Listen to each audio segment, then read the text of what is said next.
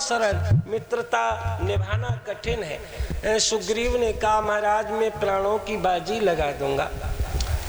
मित्र बने और फिर उस बाली का शिरच्छेदन करके सुग्रीव को वहां की गद्दी पर बिठाया।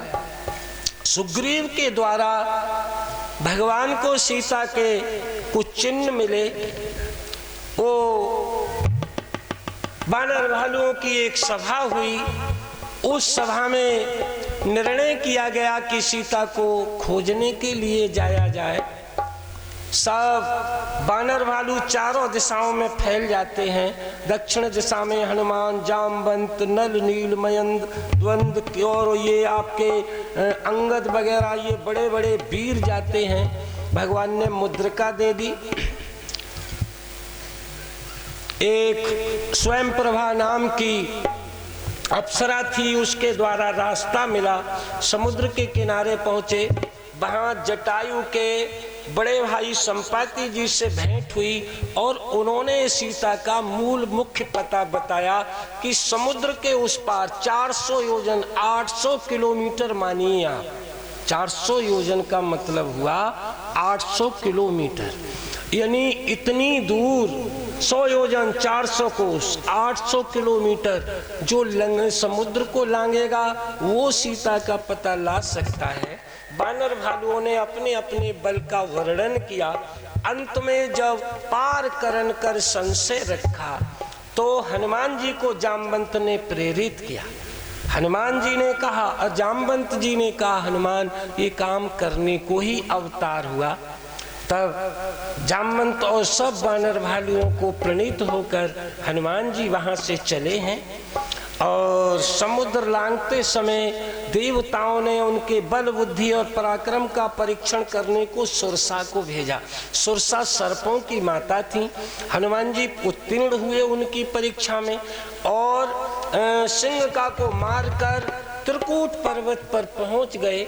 लेकिन दिन में उन्होंने नगर में प्रवेश करना उचित नहीं। रात्रि का समय छोटा रूप लेकर जब जाते हैं तो सबसे पहले लंकिनी से भेंट हुई। यद्यपि हनुमान को उसने पहचान लिया, लेकिन एक मुक्के के द्वारा उसकी गति और मति दोनों बदल दी। उस राक्षसी को एक सुंदर इंसान बना दिया और फिर लंका में मंदिर मंदिर प्रति कर शोधा। हर घर को देखा, कहीं भी जनक नंदिनी का पता नहीं मिला। अंत में विभीषण जी से भेंट हुई और उन्होंने सीता का पता बताया। अशोक वाटिका में है।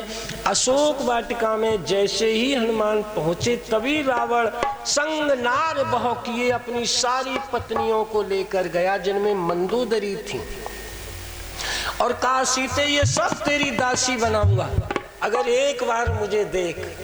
सीता जी ने कहा कि हे दशानन, तू अपनी गति चाहता है तो प्रभु की दृष्टि को प्राप्त करने का मन बना, इसी में तेरा कल्याण है। मारने को जब उद्यत हुआ तो मंदोदरी ने कहा कभी भी स्त्री पर हाथ नहीं उठाना चाहिए। जो व्यक्ति स्त्री पर हाथ उठाता है वो कायर होता है।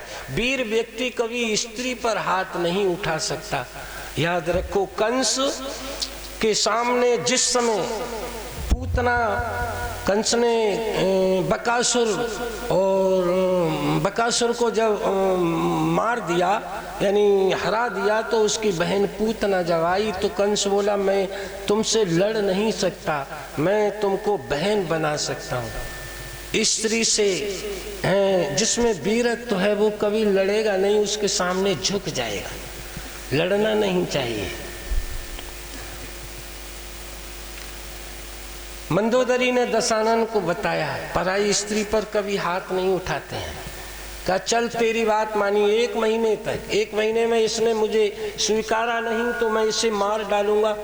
वहां से सब पत्नियों को लेकर चला जाता है। राक्षसी बहुत दुख देती हैं।